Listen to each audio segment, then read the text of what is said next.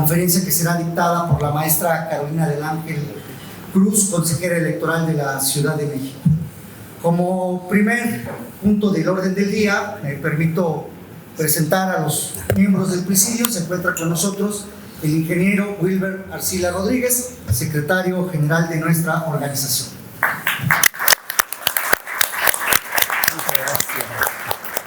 También se encuentra con nosotros el doctor Jorge Joaquín Gómez de Silva Cano, jefe del Gran Consistorio. Gracias. También se encuentra con nosotros el ingeniero Alfredo León Escudedo, delegado para el estado de Guanajuato.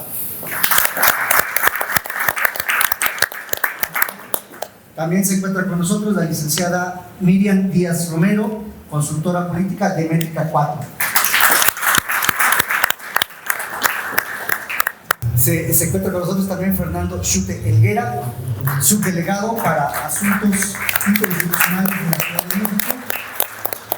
Y por supuesto, el maestro Enrique Velasco Portugal, coordinador general de la Sociedad Cívica de México. De verdad que para mí es un gusto siempre hablar de temas electorales, es mi pasión hace más de 20 años. Y pues bueno, estar aquí frente a tanta gente que además entiendo yo por la propia historia y por la propia naturaleza de su asociación, pues están inmersos e interesados definitivamente en el devenir de nuestro país y pues en todo lo que pasa día a día, ¿no? Entonces, pues para mí no solo es un gusto, sino además es un reto importante hablarle a gente que además sabe de qué estamos hablando, sabe porque está inmersa en las noticias y sabe porque convivimos todos los días con lo que está pasando allá afuera y a veces cada quien tiene su propia perspectiva de cómo eso se aterriza pues a la realidad del país. Entonces, pues bueno, el gusto y el reto, esperemos estar a la altura de las expectativas y pues bueno, la idea es platicar qué viene en este proceso electoral tan complicado como será el de 2024. A las autoridades electorales nos encanta decir que viene el proceso electoral más complicado de la historia. Nos encanta. Pero ¿saben qué? Que sí es cierto. Siempre el siguiente entrama una complicación superior en relación con el proceso electoral anterior. Platicaba con el ingeniero Wilber hace un momento y bueno, también, sobre todo también con el magistrado Joaquín, que es experto en derecho, él aplica la norma y hablábamos de qué es el derecho electoral, pues no solo complejo, sino que le decías es dinámico. Por eso la complejidad cada 3 años de cada nuevo proceso electoral, porque la dinámica, no cambian las reformas electorales, a pesar de que hemos tenido un montonal, muchísimas reformas electorales en este país. Casi después de cada proceso electoral viene una reforma, pero aparte de eso, es un área del derecho que está muy de la mano, se vuelve más de respeto a la jurisprudencia que a la propia norma. Entonces, cada proceso electoral hay nuevas normas y nuevas interpretaciones, si bien no desde las reformas, sí desde los criterios y la jurisprudencia que emiten los tribunales electorales, que además pues tiene una dinámica diferente al resto de las ramas del derecho, ¿no? Supongo que habrá varias personas abogadas, varios abogados. Nada más como ejemplo diré que a diferencia de la mayoría de las ramas del derecho, en la electoral la jurisprudencia requiere 3 sentencias, no 5, por ejemplo, ¿no? Entonces, y de ahí para el real lo que cambia en materia electoral. Entonces, eso hace que cada vez sea más complicado. Y si a eso le sumamos que los actores políticos encuentran la forma de darle la vuelta a la norma, así. Son buenos y rápidos para darle la vuelta a la norma. Y, por ejemplo, tenemos por lo que está pasando en el país ahorita, ¿no? Francas precampañas abiertas, son francas precampañas abiertas, pero que no podemos sancionar como precampañas porque no son los tiempos, porque le encuentran la vuelta al no decir que van por un cargo o a pedir el voto o a cuestiones específicas que está buscando, que la norma señala que deben ser cuestiones necesarias para que se acredite que es un acto anticipado de precampaña. Y sobre todo los tiempos. Todavía no inicia el proceso electoral. todavía faltan meses para que el proceso electoral inicie y ya nos encontramos, no de ahora, si nos vamos más para atrás, desde hace meses en una complicación. Pareciera que ya vivimos en una campaña permanente. Ojo, yo no quiero decir aquí, no lo quiero tachar ni de bueno ni de malo. La realidad es que no está acorde con la normativa electoral. Esa es la realidad. Mi punto de vista es que la normativa electoral o el sistema electoral, cómo se construyó después de 2006 y se trató de perfeccionar en 2008 y más todavía en 2014, mi perspectiva es que está rebasado. No acomoda a los intereses de los partidos políticos, no acomoda a los intereses de los actores políticos y sobre todo no acomoda a los intereses de la ciudadanía. Entonces me parece que ahí es un punto que tendrían que analizar. A mí me hubiera encantado que entre tantas propuestas de reforma que hubo a finales del año pasado y a principios de pues hubiera tocado este tema, porque de verdad está rebasado. Ya no sabemos si es necesario que se regule tanto o de la manera en que están regulados los actos anticipados de campaña. Pero bueno, ahorita vamos avanzando hacia esos temas. Realmente me parece que cuando una sociedad está vulnerando sus normas, esas normas o las normas no sirven o hay que sancionar o hay que arreglar. Algo está pasando y creo que esa es la realidad que ahorita tenemos y que nos pone a la ciudadanía y a las autoridades electorales ante una complejidad terrible en un proceso electoral que además, esto creo que es bueno, cada vez son más competidos, ¿no? Parte de la democracia es buscar que las opciones que tenemos en el abanico de opciones que tenemos haya competencia real. Por eso se luchó mucho tiempo, se logró, es muy bueno que haya competencia y que haya más de una opción. Entonces, eso nunca puede ser criticable, qué bueno, pero obvio, entre más cerrada es una competencia electoral, pues más complicado es. Y sobre todo, en un sistema electoral como el mexicano, que es complicado de aplicar, complicado de atender y con muchas normas. Está sobreregulado. ¿Es bueno o es malo que esté sobreregulado? Pues no sé, pero era necesario, porque nuestro sistema electoral está basado en la desconfianza. Entonces, ¿qué genera esa desconfianza? Que tengamos muchas normas que cumplir y además que pues salga caro. Es una realidad. Dice el presidente y dicen muchas personas, la democracia cuesta mucho dinero. No, dicen sale cara. Yo creo que no sale cara. Cuesta mucho dinero. ¿Qué saldría más caro? Que no tuviéramos esa democracia. Y ya lo vimos, ¿no? Es muy caro no tener democracia. ¿Qué hay que tratar de cambiar? Pues el discurso para que la gente pueda confiar más en la democracia, y me parece que el denostar a las autoridades electorales y a la propia democracia no ayuda a que sea más barata, al contrario, hace que sea más cara en todos los sentidos. Pero bueno, y parte de la dinámica que se está dando ahora abona a esta desconfianza, porque entonces la gente sabe que hay normas, la gente ya sabe allá afuera que se está tratando de dar la vuelta a la norma y dicen, ¿en dónde está el INE? Ah, pues ya ven, es que los consejeros que acaban de nombrar están vendidísimos. ¿Y dónde están los tribunales? No, hombre, pues los tribunales no están haciendo nada por sancionar. Lo que pasa es que no conocemos el sistema jurídico electoral y desconocemos como sociedad pues que no son los tiempos, o que sí le están dando la vuelta haciendo un franco fraude a la ley, pero no tenemos la forma de sancionar. No es que nos estemos haciendo de la vista gorda, es que supieron dejar en la norma esos candaditos para que digan, pues es que no están pidiendo el voto, pues es que no están hablando de la presidencia. Hoy, ni la oposición, a partir del frente que pretenden formar, ni el partido en el poder, a partir de su proceso interno que están viviendo, ninguno dice que estén eligiendo a su precandidato a la presidencia. Y toda la sociedad lo sabemos, que en ambos casos eso es lo que se está buscando. ¿Qué dicen por un lado? Déjenme, es así, necesito mi acordeón porque están tan rebuscados los nombres. Morena está buscando a su coordinador nacional de defensa de la transformación. Y Va por México está buscando a su responsable nacional para la construcción del Frente Amplio Opositor. Eso es lo que estamos teniendo oficial y jurídicamente en las calles. Todo mundo sabemos que quien sea sus defensores, ya sea del Coordinador Nacional de la Defensa de la Transformación o del Frente Amplio Opositor, será quien sea el candidato o la candidata a la presidencia. Ese es el problema verdadero. Me parece que es malo que tengamos anticipadamente candidaturas. Yo creo que no tendría por qué ser malo. Pero entonces no simulemos la ley, reformemos la ley y permitamos esas cuestiones. ¿Cuál es el tema aquí? ¿Por qué no es tan fácil? Porque dirían, pues tan fácil, no, hombre, reforme la ley y ya. Hay que recordar que tenemos, a partir de la desconfianza, hay que crearle a la función electoral no solo normas, sino principios constitucionales que no debieran ser vulnerados.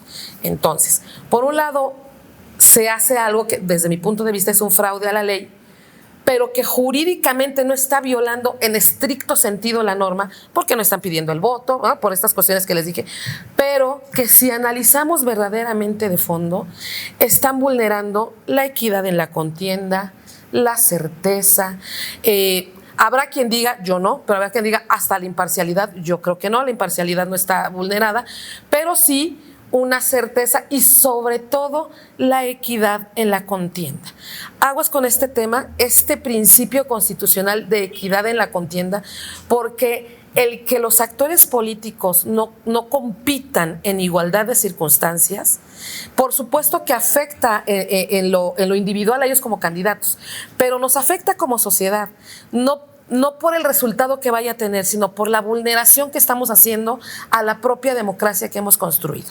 Entonces, aquí es donde entran situaciones como hay que revisar de dónde viene el dinero, ¿no? Cosa que hoy no se puede revisar de estos dos procesos, porque no son procesos electorales oficialmente. Entonces, no podemos saber de dónde viene el dinero, a dónde va, en qué se gastó, si se puede, si no se puede, etcétera. Mi punto de vista es que una vez que, este es muy mío como consejera electoral, una vez que llegue el momento preciso del registro de candidaturas, si yo veo que una candidatura que llega con su registro hoy está vulnerando la norma, para mí, ese es el momento de sancionar y decir, sorry, no hay registro. Creo que se la están jugando muy al vivo, pero bueno, habrá que ver qué pasa en ese momento con las autoridades. También habrá que ver qué pasa en estos procesos, ¿no? Hasta ahorita estamos viendo, yo sí creo que ya hay una vulneración, pero vamos a ver hasta dónde se rebasa este punto. Todavía faltan 2-3 meses, me parece, que traen cada uno de los comités promotores que traen ese tema. Entonces, están adelantando los tiempos, eso es lo que está pasando. Adelantan los tiempos, no hay una fiscalización de los gastos y en consecuencia no sabemos de dónde viene el dinero que están gastando. Aunque nos digan, por un lado, no hay dinero, ¿no? Me parece que Va por México dice no mencionan de dónde va a venir financiamiento, por ejemplo. Y sin embargo, pues seguramente habrá espectaculares y seguramente habrá reuniones y esas no son gratis. Por otra parte, Morena me parece que les destinó y les pone como tope, porque además sí es gasto de partido, eso sí lo ha asumido Morena, 5 millones de pesos para cada uno de sus candidatos a coordinar el movimiento nacional de defensa de la transformación, 5 millones. El tema es que como ciudadanía, yo creo que no cualquiera lo cree, yo creo que aquí casi nadie lo podría creer, pero la ciudadanía en general sí, que con 5 millones de pesos se hace la campaña que están haciendo. Yo creo que aquí todos sabemos o tenemos una idea, no sabemos, pero sí podemos tener una idea de cuánto cuesta tener un espectacular un mes, ¿no? Y cuántas hay en todo el país. Entonces, esas cosas que van a quedar en el aire y que como no es un proceso electoral, porque no lo es, no tiene la autoridad electoral cómo entrar ahorita a supervisarlo. Esas cuestiones son preocupantes, reitero, por el asunto de la equidad en la contienda y sobre todo por un tema de cuidar de dónde viene el recurso. Primero, ojalá pues voy a decir una barbaridad, pero en el menor de los casos vendrá de recurso público. Fíjense, digo, es bien grave, pero es el menor de los casos, porque peor sería, me parece, que viniera de crimen organizado o de asociaciones que no estén como muy alineadas con el derecho, ¿no? Ya de entrada de que no es nada válido que viniera de recurso público. ¿De dónde viene ese dinero? La norma electoral marca quiénes no pueden entregar dinero a los partidos políticos y Nadie puede casi, o sea, no hay forma, por ejemplo, de que una persona moral de ningún tipo y de ninguna naturaleza financie un partido político. No sabemos de dónde está saliendo este dinero. Nos dicen una parte, pero si empezamos a hacer los números y las cuentas, vemos que no hay forma de que solo se esté gastando esa cantidad. Entonces, pues bueno, ahí tener ese cuidado.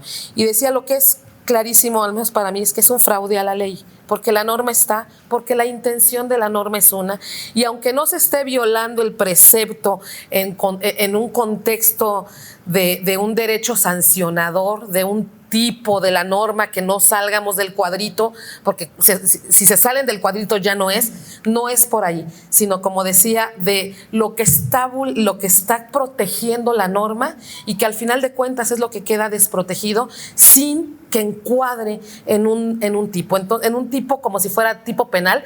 Lo llevo a ese símil porque el derecho electoral sancionador tiene bases en esta forma de que si te voy a sancionar, tiene que ser en un contexto claro, concreto. Por eso es difícil sancionar cuando se salen por poquitito, tantitito de la línea de lo que es sancionable. Pues ya no te puedo sancionar por ese motivo. Y es en donde le están jugando la vuelta a la norma. ¿Es ilegal?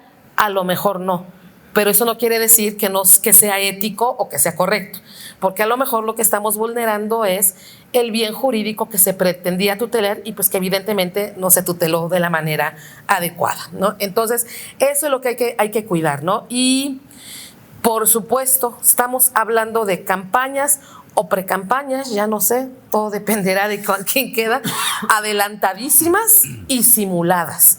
¿Por qué? Porque no estamos eligiendo candidatos a la presidencia. A nadie se le vaya a ocurrir que estamos eligiendo candidatos a la presidencia, no, eso no es cierto. Entonces, está muy simulado, está muy disfrazado, y reitero, ojalá en su momento. Este es un asunto que sí nos va a tocar a las autoridades electorales administrativas en una primera instancia, pero en realidad también en donde se tendrá que frenar, porque yo siempre lo he dicho, afortunadamente, pues para todo mundo, y en el caso concreto, decir, para mí, las administrativas no somos la última instancia.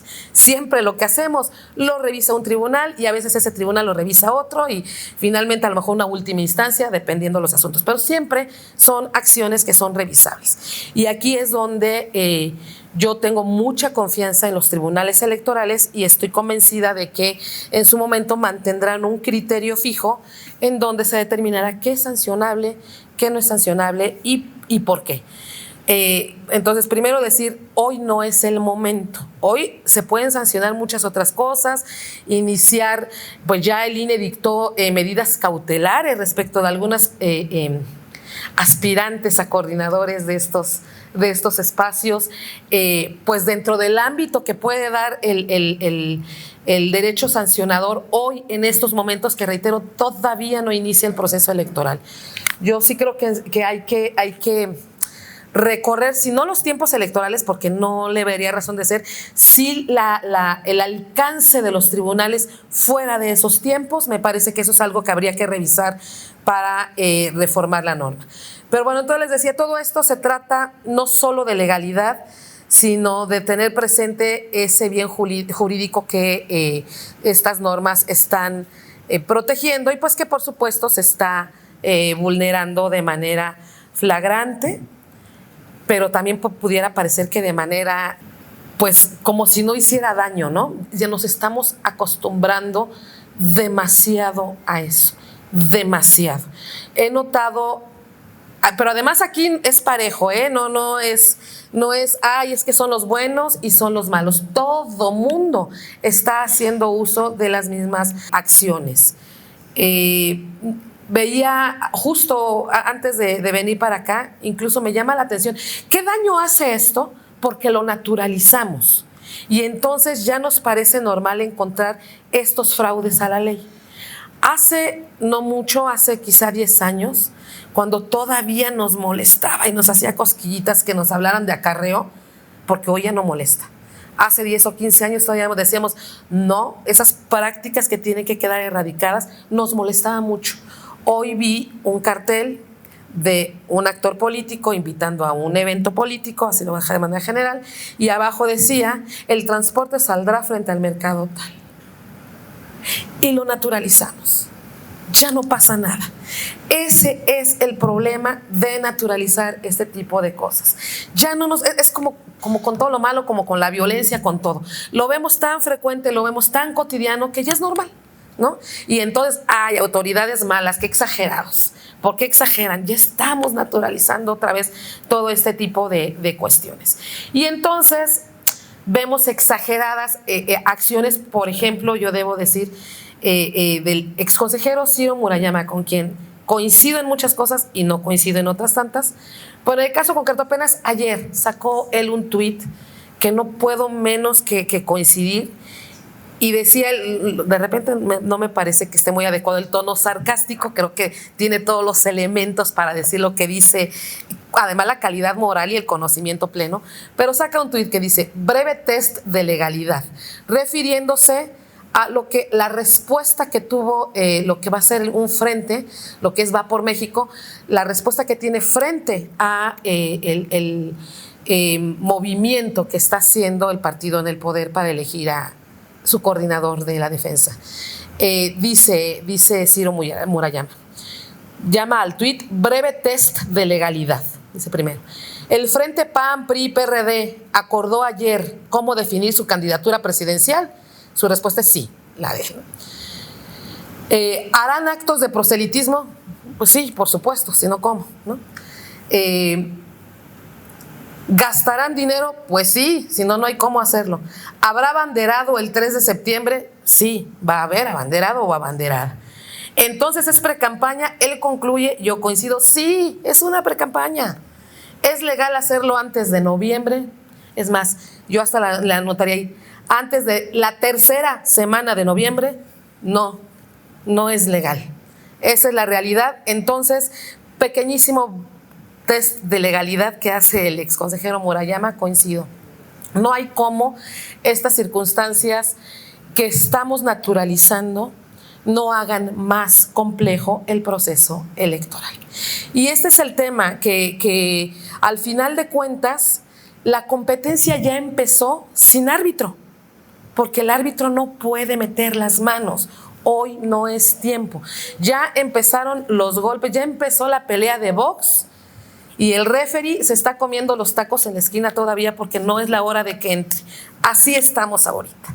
Eso está pasando en este momento y el problema es que el referee sabe que ya empezó el box, pero todavía no es hora de entrada, ni modo.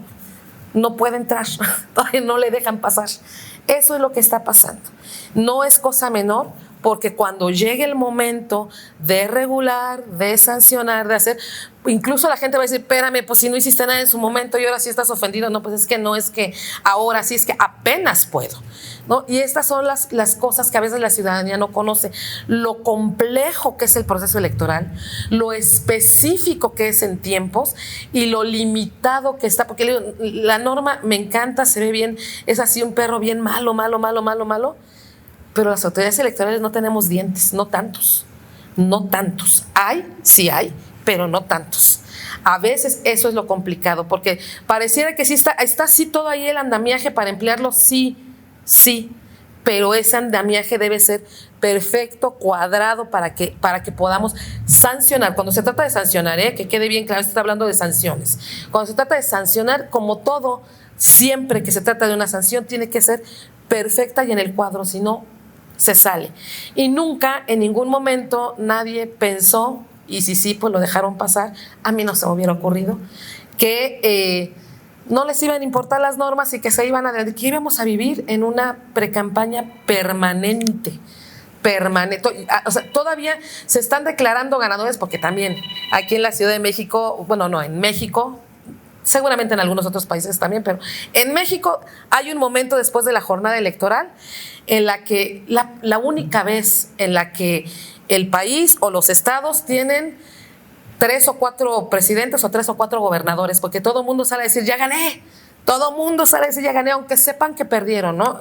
Vulnerando así también, por supuesto, la credibilidad en el proceso. Pero, y a partir de ahí, ya no para la siguiente precampaña hasta que es el siguiente proceso electoral. Y vivimos en una precampaña permanente. que se hace a partir del abuso. Fíjense lo interesante, lo importante es que alguna reforma electoral por ahí de los 80s, poquito antes de la creación, finales de los 80s, poquito antes de la creación del INE, le dan a los partidos políticos, para bien, espacios en los medios de comunicación, espacios públicos, ¿no? Y entonces pues ya están en la vida pública. Yo me acuerdo todavía, entonces todavía era yo pequeña, me acuerdo que los pasaban muy noche. Muy noche. Ahora ya los tenemos todo el día, a todas horas, en todo lugar, ¿no? Tenían sus espacios de partidos políticos, pues no sé, a lo mejor no era tan noche, pero yo era chiquita y no, para mí sí era muy noche, no sé. Para mí, si me preguntan, yo les digo, era la 1 de la mañana, probablemente eran 9, 10 de la noche, pero ya era de noche estos espacios. Hoy no, hoy están todo el día y a toda hora. Importante que sepan, los partidos políticos no contratan esos espacios, no pueden, por ley están prohibidos. Lo contratan, el INE se los distribuye pues a partir de una fórmula que está en la ley. Pero bueno, todas estas cuestiones están haciendo que los tribunales y las autoridades administrativas no estemos parando todo el tiempo de estar. Tenemos que sacar acuerdos, tenemos que sacar lineamientos, los tribunales tienen que sacar criterios que la mayoría de las veces procuran ir por una misma línea. Me parece que difícilmente un tribunal, sí pasa, pero difícilmente un tribunal se contradice a sí mismo. Lo que sí pasa es que como son diferentes colegiados, pues no necesariamente avalan el criterio del otro tribunal de donde viene, ¿no? Entonces, esas cuestiones y esos criterios van sentando precedentes para que las autoridades electorales vayamos sembrando el camino de por dónde hacer la chamba. Las propuestas de reformas electorales, fíjense qué delicado. La anterior, que no la que sí se presentó, no, sí creo que sí, una de ellas venía con la intención de, primero la que modifica la estructura del INE, para mí sí la vulnera, creo que la vulnera mucho. Se hace una reforma desde el desconocimiento del trabajo administrativo.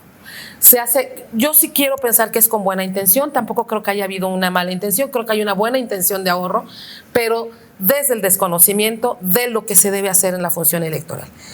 No pasó, se aprobó, no pasó apenas, porque ya era una realidad jurídica esa reforma, fue aprobada por el Poder Legislativo de este país, entonces era una realidad, y en el Inter se pretende aprobar otra. Ya dijimos, ok, ya le redujimos facultades al INE, vamos por los tribunales. Y venía una reforma en donde le estaban quitando facultades al Tribunal Electoral del Poder Judicial de la Federación. Imagínenselo al tribunal sin la facultad de corregir todas estas deficiencias, porque son deficiencias legislativas o encontrones legislativos, porque la norma es de alguna manera y están encontrando cómo darle la vuelta, y los tribunales le meten el freno para que no le den la vuelta, y le querían quitar justo esa facultad de no darle la vuelta, de que les dijeran a los actores políticos, no me le das la vuelta a la norma. Eso hubiera sido lamentable, hubiera puesto en una complicación, no las autoridades, porque las autoridades electorales hacemos nuestro trabajo de una u otra forma y con lo que tenemos, pero sí le hubiera puesto en una complicación tremenda al proceso electoral, que podría terminar en problemas de legitimidad y de conflictos postelectorales. Las autoridades electorales, sí, nuestra función es hacer elecciones, sí las hacemos bien, lo debo decir sin falsa modestia, porque no soy yo. Las autoridades electorales las integramos incluso el día de la jornada electoral, nuestras vecinas y nuestros vecinos el día en la casilla. Creo que lo hacemos bien, no es lo principal hacerlo y hacerlo bien para elegir. Creo que la fortaleza, la real fortaleza de este sistema electoral como lo tenemos es evitar los conflictos postelectorales y generar certeza, credibilidad y sobre todo coadyuvar a esta legitimidad que tiene per se el candidato o la candidata ganadora, porque se la da a la ciudadanía, pero que es el andamiaje electoral quien le pone en el camino de ostentar esa legitimidad con la garantía de que hay un proceso detrás de él. Entonces, estas vulneraciones a la norma lo que hacen es vulnerar estas certezas de que las elecciones no están arregladas, que la norma no se hizo a modo para que alguien perdiera o alguien ganara, que los criterios jurisprudenciales y los criterios de los tribunales no van en el sentido de perjudicar o beneficiar a alguien. Todo eso es lo que nos libera el tener un andamiaje electoral humano, jurídico y técnico sólido. Eso es lo que nos ayuda. Esa es, me parece, la principal función de las autoridades electorales. Sí hacer las elecciones, por supuesto, pero generar las condiciones para que no tengamos conflictos posteriores. Conflictos que hemos visto construyeron este sistema electoral y que se buscó que cada vez las reformas político-electorales fueran menos para apagar incendios y más para generar estas condiciones. Las primeras reformas electorales fueron para apagar incendios, ¿no? Recordemos el tema del 88, sobre todo, que me parece que fue uno de los principales, y ya venía de un sistema cojeando que la ciudadanía poco conocía, pero es la ausencia de los partidos políticos en el poder generó en el 77 la representación proporcional. Esos diputados que la mayoría de la gente dice, ¿para qué los queremos? Son bien importantes porque son los primeros que hicieron que empezara a haber pluralidad en este país, que las fuerzas políticas estuvieran representadas. Y ahí la gente todavía no sabía, ¿no? Ahí fue un movimiento de partidos. El del 88, que fue justo después del terremoto del 85, la gente se movió y entonces empiezan la sociedad civil bien organizada a hacer presión para que las normas electorales les puedan proteger. Y entonces, justo la mayoría de las primeras reformas electorales tienen que ver con estos movimientos sociales. Hoy se pretende que no. La última, así con esa fuerza, fue la de 2006, cuando se pedía voto por voto y todo el mundo decía, pero ¿por qué la autoridad electoral no contó voto por voto? Es bien fácil, porque no lo permitía la ley. Y eso la gente no lo sabe. No podíamos abrir no podía en ese momento la autoridad electoral, no podían abrir los paquetes electorales para hacer conteo así nada más, porque si eso hubiera pasado, la elección se anula, así, con una mano en la cintura, se anula la elección. Entonces, pues esas cosas que la gente no sabe y dice, no, pues fraude, tan fácil que era volver a contar todo, pues sí, no es tan fácil porque no estaba regulado. Esa ventaja, ese gran logro que se pone en la norma en 2008, 2007, 2008, el recuento, ya se puede hacer un recuento con causales específicas, es más, ni necesitan solicitarlo. Si la diferencia entre el primer lugar y el siguiente, el segundo, es de menos de un punto, la autoridad electoral administrativa está obligada a hacer el recuento sin que se lo pida, ¿no? Entonces, estas cuestiones que siguen fortaleciendo el sistema electoral, que las vulneren dándole la vuelta tan fácil, ese es, me parece, el principal reto como autoridades. Como ciudadanía, híjole, es que está bien complicado porque creo que tenemos una ventaja generacional que es que en un clic, aquí en un aparatito, tenemos la información que querramos, en cantidad. El punto es que luego como sociedad no sabemos discernir cuál de esa información es verdadera, cuál no. Y de repente el tener tanta información también se vuelve una locura, ¿no? Creo que el reto electoral también tiene que ver con el cómo como ciudadanía nos estamos informando de quién está buscando nuestro voto y para qué. Ese es un reto y me parece que mucho más importante hacia allá. Nos toca como ciudadanía estar informados. Y otra vez, no es bueno ni es malo. Cada quien sabe en su interior qué considera que es mejor para este país. Afortunadamente hay un abanico muy grande que creo que va a terminar cerrándose en dos opciones, pero el abanico de cierta manera es un tanto grande y podemos encontrar postura o no en esos dos, pero opción de a dónde hacerse siempre tenemos, ¿no? Porque aunque sean dos opciones políticas, dos ofertas políticas, las opciones son más de dos. Siempre, ¿no? Entonces, me parece que ese es el tema, ponernos como ciudadanía en el papel de sí saber elegir. Es bien difícil hacer esto o comentar esto en cualquier espacio.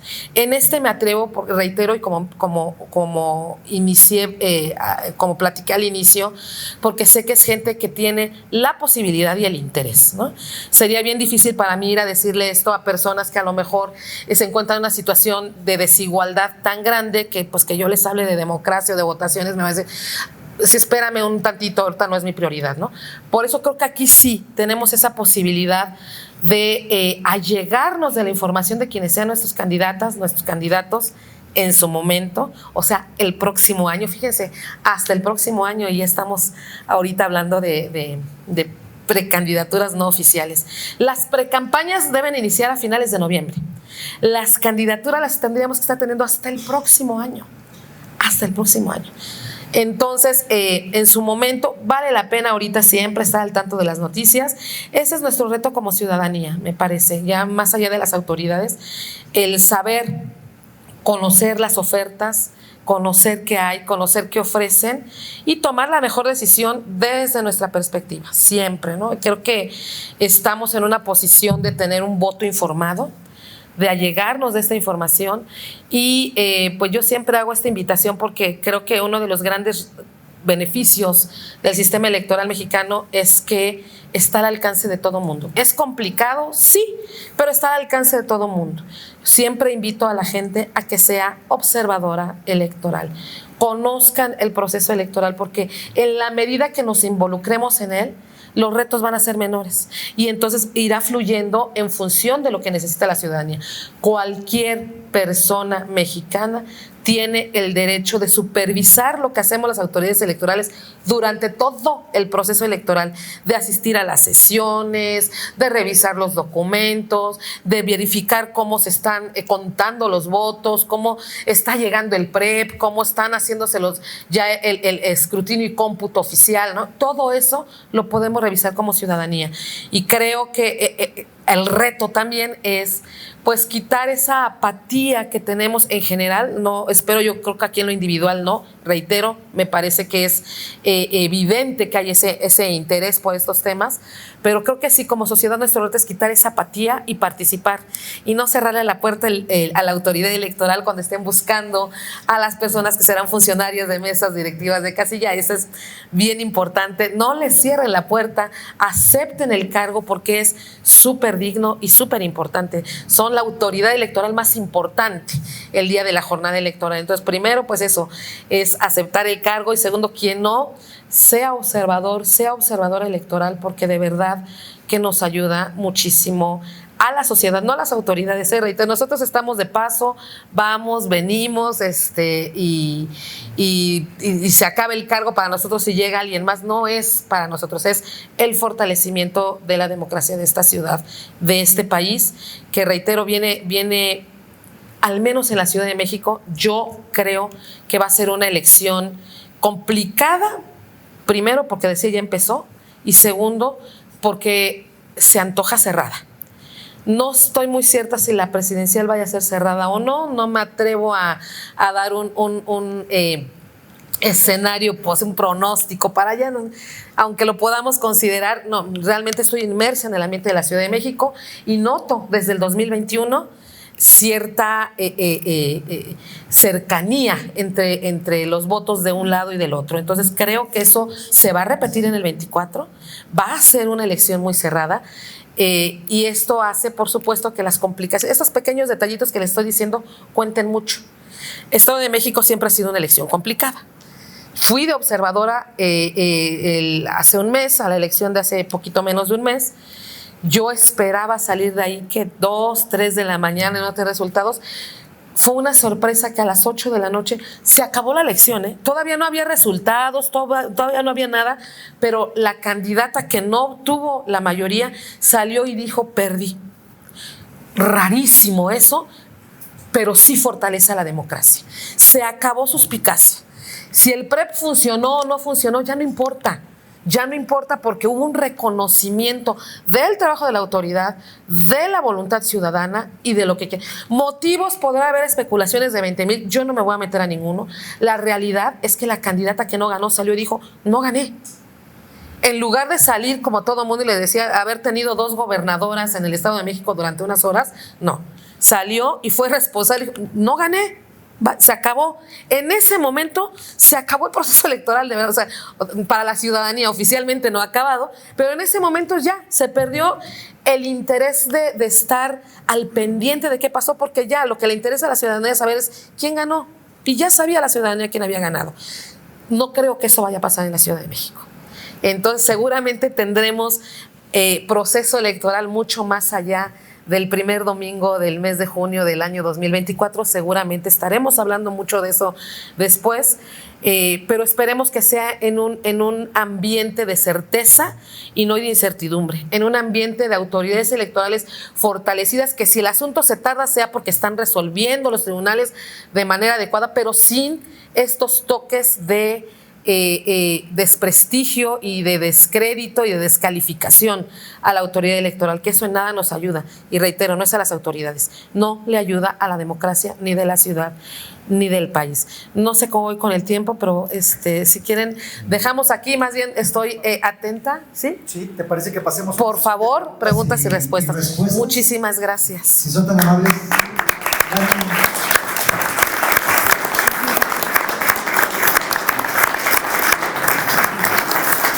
Muy bien, pues muchas gracias. Todavía falta como otra hora de... Mi opinión respecto del plan B de la Suprema Corte, pues bueno, nada, que la suspensión fue por vicios en el proceso, ni siquiera lograron entrar al fondo. Creo que dado el momento van a volverlo a aprobar. Ahora sí espero, o bueno, van a intentarlo aprobar. Yo creo que, no sé, cuando lo hagan tendrían que, no, ya están en campaña, no creo que sea su interés ahorita, ¿no? Todo va a depender de cómo quede integrado el Congreso de la Unión después. Lo cierto es que no sabemos si es constitucional o no. Lo que no fue constitucional fue el proceso legislativo. Mi punto de vista es que hay muchas inconstitucionalidades en ese plan B, el mío, pero bueno, yo no soy ministra todavía. Entonces, ¿quién sabe? ¿Todavía? No, quién sabe qué vaya a pasar ahí. Yo sí creo que tiene tintes de inconstitucionalidad varios, no todo es malo, tiene cosas muy buenas el plan B, tiene varias cosas buenas, pero creo que tiene más cosas malas. Y tiene muchas cosas inconstitucionales. No todas las malas son inconstitucionales, sino todas las inconstitucionales son malas también, porque habría que revisar eso. Entonces, hay que esperar, que yo creo que lo van a volver a aprobar y que en su momento otra vez los partidos políticos que no estén de acuerdo presentarán las acciones, las controversias y las acciones de inconstitucionalidad, dependiendo cada quien cómo lo plantee o qué instancia lo plantee. Y entonces sí, la Suprema Corte le entrará al fondo de la reforma. No sé si la vayan a aprobar en sus términos, no sé si le vayan a corregir o aumentar. Y otra cosa que va a jugar también en la siguiente reforma, que yo sí creo que ya hace un año no hacía falta. Después del proceso electoral estoy convencida que hará falta una reforma electoral. Ojalá y toque los temas que se note en el proceso electoral que haya que tocar. Yo tocaría de entrada el tema de los tiempos de campañas, precampañas y cómo vamos a sancionar. Yo lo tocaría, pero pues yo no creo que los partidos, porque son los perjudicados. Sí creo que los estatutos están siendo violados. El tema es que la justicia intrapartidaria tiene que ser denunciada por los militantes o por los afectados. Ese es el tema.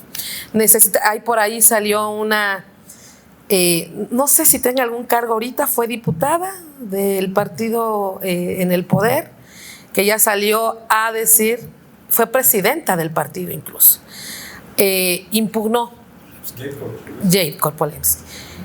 El tema es que no agotó justicia intrapartidaria, tendría que contratar a un abogado electoral, fue directo al tribunal electoral, el tribunal dijo, no, justicia intrapartidaria primero, es principio de definitividad, no hay más, tiene que agotarla.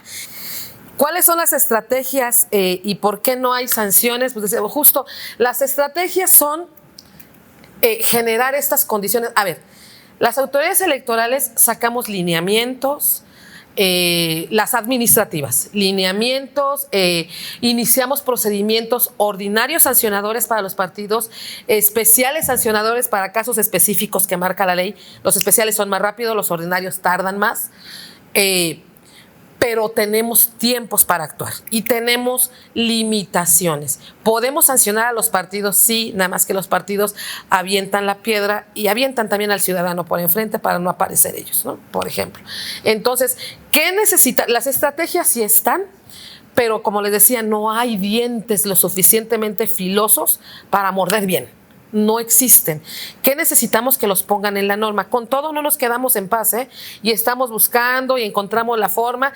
Esas formas que les querían quitar con la reforma al tribunal, esas las tiene el tribunal con criterios que no les gustan a los partidos. Por supuesto que no les gustan, pero ahí están esos criterios. Vamos avanzando. El tema es que vienen las reformas, nos cambian el criterio y hay que volver a empezar de cero. Entonces es ir construyendo cada proceso electoral y pues sancionar una vez que inicie el proceso. Segura, por eso decía yo hace un rato, es que no son los tiempos, pero seguro los tribunales van a tener una cantidad de trabajo terrible, tremenda, una vez iniciado el proceso electoral y de ahí hasta que concluya, ¿no? Entonces, yo creo que esa va a ser la estrategia, es sancionar a partir de los tribunales y con los criterios que cada vez se vuelven más específicos, pues porque esas son las condiciones que nos están generando. Y luego acá mi postura, sí, fue todo un tema, mucho del debilitamiento de las autoridades electorales está siendo desde la cuestión económica. Va todo de la mano, voy a responder todo junto, pues con la idea que tengo decía yo, las autoridades electorales no solo hacemos elecciones, construimos democracia. Mucho de esa construcción de la democracia tiene que ver con la educación cívica y la construcción de ciudadanía, que se da desde los primeros años de vida. Ese es mi punto de vista y desde que soy consejera electoral he estado inmersa en los trabajos de educación cívica y construcción de ciudadanía. Vieron en mi perfil, sí me apasiona el tema electoral, pero me apasiona la parte de derechos humanos y la construcción de ciudadanía.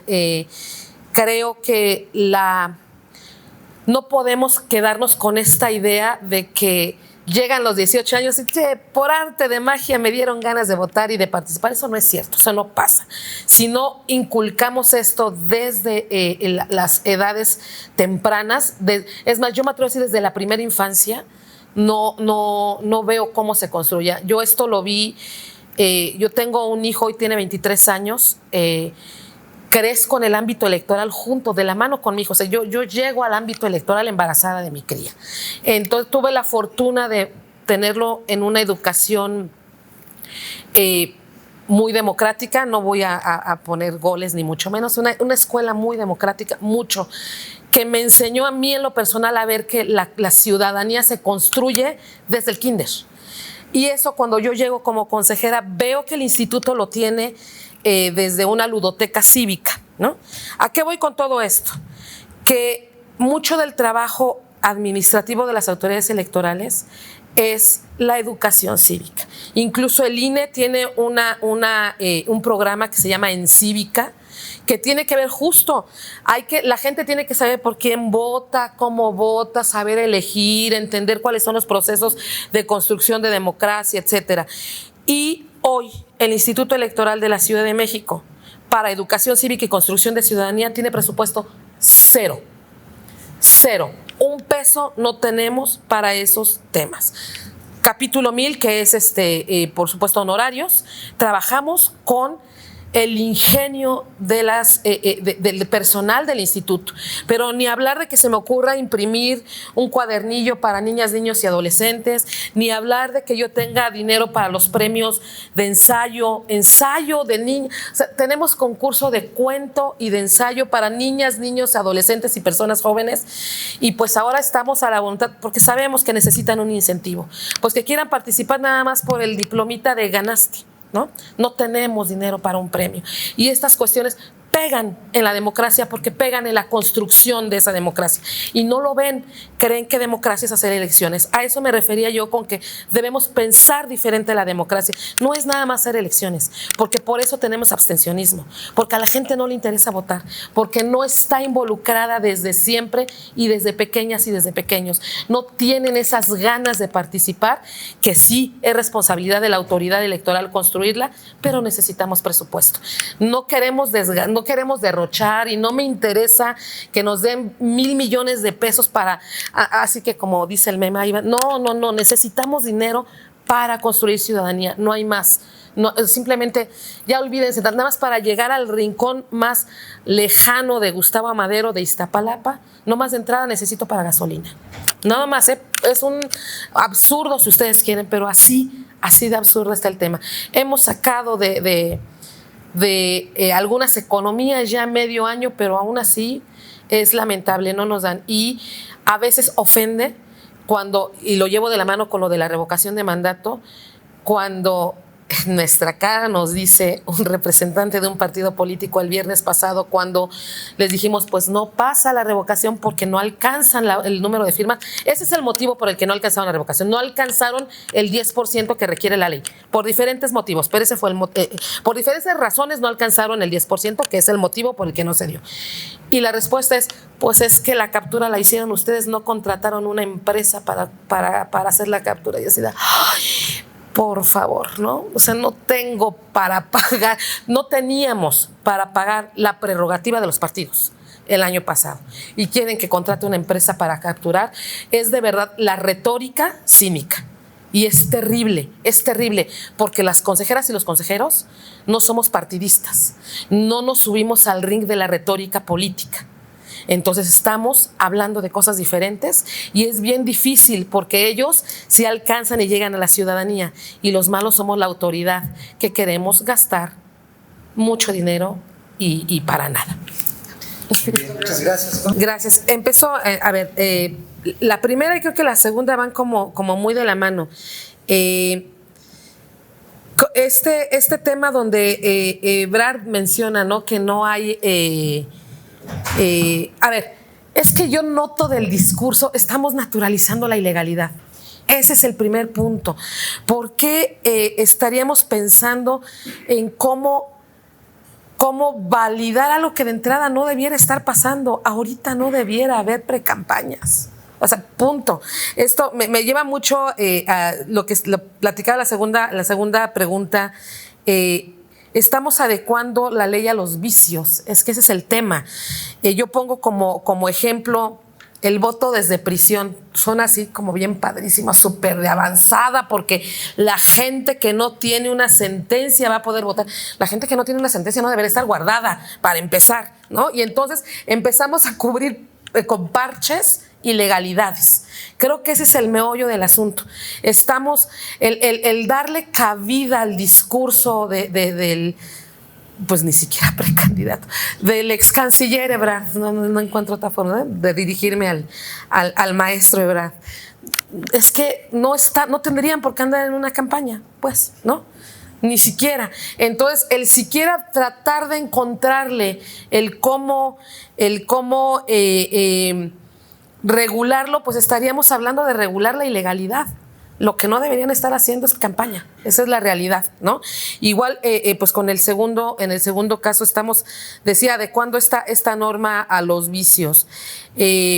¿Cómo podemos hacer para modificarla? Pues es que no hay que normalizarlo. Justo, no entender que esto es normal. No, es que si hoy hacemos como que no pasa nada, dentro de 3 años dentro de 3, dentro de 2, es más, dentro de 1, terminando el proceso electoral, vamos a estar esperando ya que salgan los siguientes para dentro de 3 años, de 4 años, ¿no? El asunto es no normalizarlo, no debemos normalizar estas situaciones como la migración electoral. Esta migración de la que preguntaban de este lado, le decía yo hace un rato, es que no podemos. El padrón electoral y la lista nominal son instrumentos de buena fe, ¿no? Partamos de ahí. Son instrumentos de buena fe porque hay que facilitarle la vida a la ciudadanía. Por supuesto, la ciudadanía digamos, yo lo voy a hacer en grande, sé que no es lo mismo, pero para hacer un símil, la migración como tal, la migración, el fenómeno es un derecho humano. Si migrar de país a país es un derecho humano, ¿por qué no voy a tener la posibilidad de cambiarme de domicilio las veces que me dé la gana, ¿no? Como ciudadana, como persona, no como ciudadana, como persona, tengo el derecho de vivir en donde me dé la gana y cambiarlo cada semana si es necesario, ¿no? A partir de ahí hay instrumentos como el padrón electoral y la lista nominal, que me ubican geográficamente en un lugar para fines electorales. Como todo es de buena fe, de verdad aquí el problema es cambiarle el chip a la ciudadanía. No podemos... ¿Cómo podemos hacer para modificar esta migración electoral? ¿Cómo podemos evitarla? Es que es conciencia, es como si me dijeran, ¿cómo podemos evitar que la gente no robe? Es que es conciencia. ¿Cómo podemos evitar que la gente deje de actuar de manera ilegal? A lo mejor no necesariamente delictiva, pero sí ilegal, no necesariamente lo mismo. ¿Cómo? Es que es conciencia ciudadana. No podemos obligar a la gente a que se comporte dentro del marco. Es más, no sé, seguramente aquí habrá abogados, varios abogados, estarán de acuerdo conmigo. Es bien difícil encontrar para la ciudadanía, es más, casi les reto, estoy tratando de, miren que tengo el doctorado en Derecho Constitucional, pero casi les reto a que encontremos una prohibición a la ciudadanía en la Constitución. No hay prohibición, no hay. Justo porque no podemos prohibirnos como ciudadanía. Y qué bueno que no haya, yo festejo que no haya, porque justo esta libertad que tenemos de autoconfiguración, me porto mal, entonces sí hay una sanción, pero incluso no hay una prohibición, bueno, ni para matar, ¿no? En el derecho no existe. Si cometes el delito de homicidio, o sea, la ley penal, comete el delito de homicidio el que priva de la vida a otro. No dice no matarás. No, las leyes civiles no dicen no matarás, ¿no?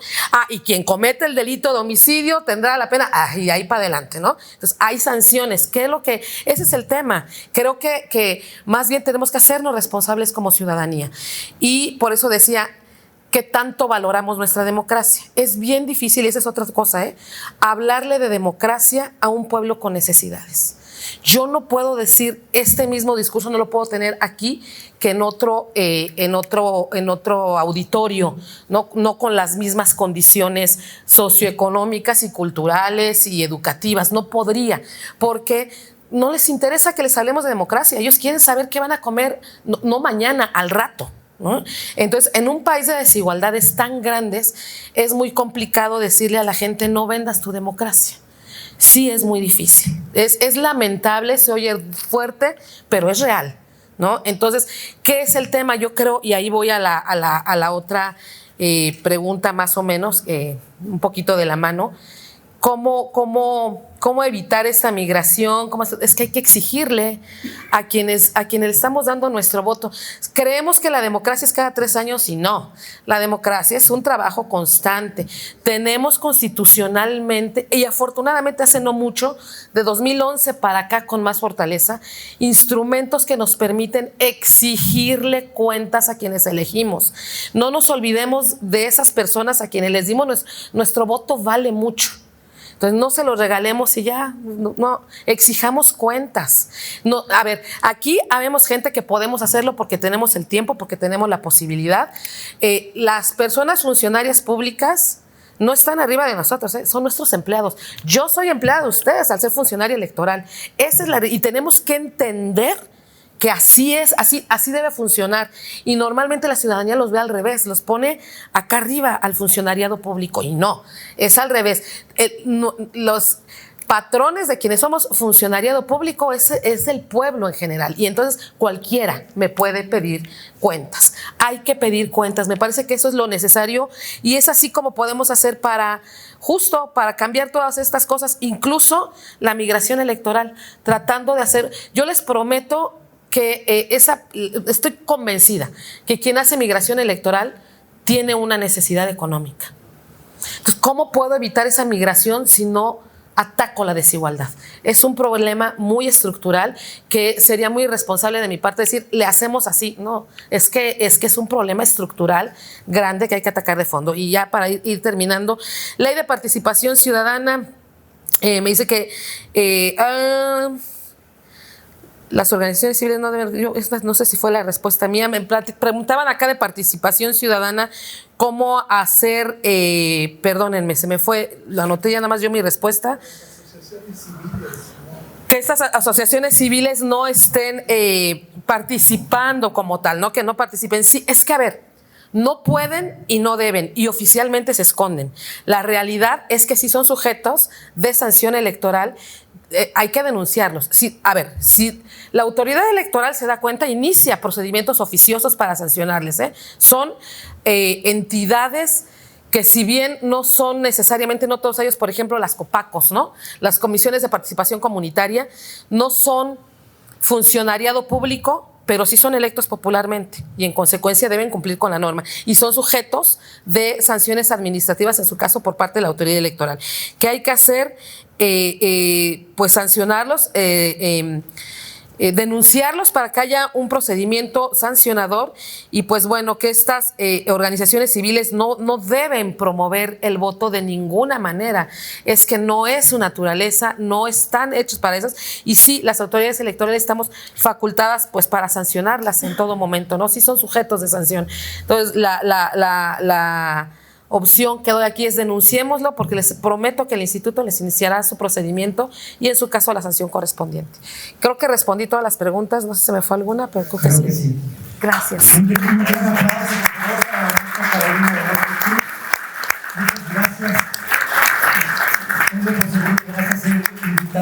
Gracias, no, yo feliz. Bien, voy a ceder el uso de la palabra al ingeniero Wilber Arcila Rodríguez para que dé las conclusiones del evento. Muy buenas noches a todos y en especial a nuestros invitados que hoy nos hacen el favor de acompañarnos y de disfrutar de este magnífico banquete, pues yo le llamaría así cultural, que hoy hemos recibido. El Supremo Consejo, como entidad masónica, no puede, no debe, dados nuestros estatutos y nuestros principios, realizar labor en el exterior de nuestros templos. Esto es involucrarnos en tareas políticas, en cuestiones sociales, económicas, etcétera, religiosas. Nos lo prohíben nuestras disposiciones normativas. Eso no quiere decir que cerremos los ojos a la problemática social, etcétera, de nuestro entorno. Al contrario, nos preocupa, nos interesa y nos preparamos precisamente para atenderla. Entonces, ¿cómo puede nuestra organización, nuestra institución, manifestarse hacia, como nosotros le llamamos, el mundo profano, o sea, el mundo externo a nuestra institución, si no es a través de una asociación civil específica, que es la Sociedad Cívica de México, creada hace, ¿qué? ¿12, 13 años? 10 años. 10 años, bueno, precisamente con este propósito. Nosotros decimos que la Sociedad Cívica de México es el brazo cívico del Supremo Consejo. En el Supremo Consejo, precisamente lo que buscamos es formar seres humanos, mejores individuos útiles a su sociedad. Por tanto, no cerramos los ojos a los problemas políticos, sociales, religiosos, económicos, etc. No, tan no los cerramos que son parte de nuestro trabajo y de nuestro estudio en nuestros templos masónicos. Porque, como lo hemos dicho en diversos foros, nuestra institución busca encontrar la manera de que nosotros hagamos aflorar cada uno de nosotros al mejor ser humano que hay en nosotros mismos. Y hacerlo de esta manera para tener repercusiones favorables en la sociedad. Lo que no podemos hacer es, como organización, como institución, salir a la calle y hacer expresiones políticas, religiosas, etc. Pero sí, cada uno de nosotros, en su respectiva trinchera, hace su labor. Creo que una de las conclusiones, cuando menos que yo saco de la extraordinaria plática que nos ha dado la maestra, como de las pláticas que nos han dado varios de mis hermanos e invitados aquí presentes, es que para poder cambiar la situación que consideramos que no es la correcta, la adecuada, la mejor, etcétera, es trabajar en nosotros mismos. Decía mi hermano, cambiar a la gente. Pero yo no estoy pensando en cambiar de una persona por otra, sino yo encontrar la mejor versión de mí mismo para que en donde yo me desempeñe allá afuera pueda hacer las cosas mejor, que funcionen y que saquen adelante y que logremos. Finalmente es el objetivo de nuestra institución, el Supremo Consejo de México, logremos la felicidad del ser humano, un mayor bienestar, un mejor estatus de vida, una mejor vida, una felicidad. Eso es en términos muy generales. Yo concluiría mi intervención simplemente manifestando nuestro profundo agradecimiento, maestra, porque nos ha hecho pensar, razonar, cuestionarnos a nosotros mismos y hemos adquirido, hemos aprendido seguramente mucho y cada uno de nosotros estará buscando la manera de aprovechar de la mejor manera estos aprendizajes.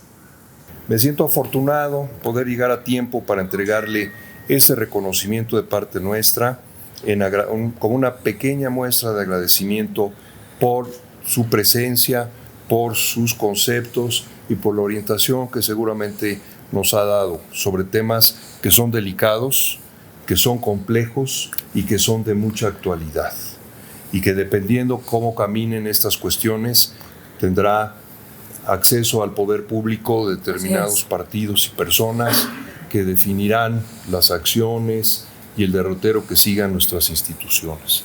De manera que para nosotros, como mexicanos, como mexicanas, tenemos que estar muy al día de todo esto y ojalá en un futuro cercano podamos tener otra vez la fortuna de escuchar una brillantísima conferencia de parte de usted. Yo quisiera ya para concluir nada más pedirle a nuestro secretario general si puede dar lectura al texto de este reconocimiento. Muchas gracias. Con todo gusto.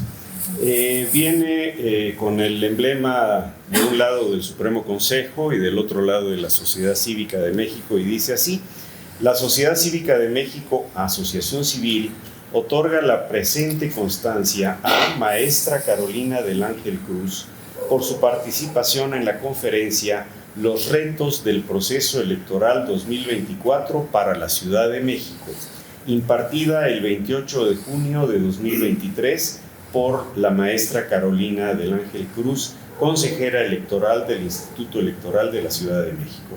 Y firman el presidente de la Sociedad Cívica de México, Juan Martín Valtierra Nájera, y el delegado de la Sociedad en la Ciudad de México, Jorge Joaquín Gómez de Silva Cano. Maestra, muchísimas gracias, muy agradecido con Al usted. contrario, muchísimas gracias a ustedes por la invitación. Que nos juntemos. ¡Ay, qué belleza!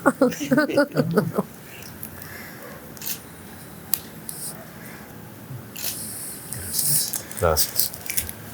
Muchas gracias. Maestra, mire, también dentro de las actividades de la Sociedad Cívica de México y hemos realizado en honor a los 100 años de la promulgación de nuestra Constitución una serie de ensayos relacionados con la participación de hermanos masones precisamente en el proceso constituyente de 1917. Esta es una obra que además incluye, con la autorización de la familia, que tiene los derechos de copia de estas pinturas del muralista Camarena, que de manera muy especial nos dio la oportunidad de reproducirlo acá. Esperamos que sea de su interés y también como una muestra de nuestro agradecimiento. Muchas gracias, muy interesante. Wow, muchas gracias.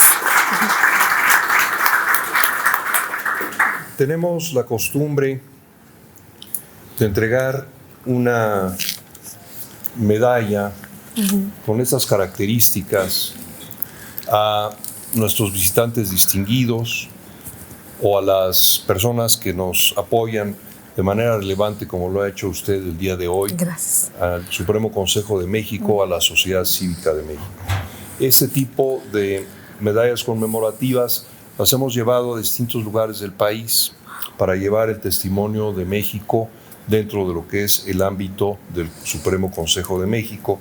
Puede apreciar usted cómo está un águila bicéfala. Correcto. Es un águila imperial, que es el símbolo que nosotros tenemos dentro del rito escocés. El año de fundación de nuestro Supremo Consejo, año 1860. Y en el reverso, el nombre de nuestro país, los colores nacionales y una reproducción de la Piedra del Sol en su parte central, que también nos permitimos entregarle como parte de este agradecimiento que le manifestamos en esta ocasión, maestra. Muchas gracias.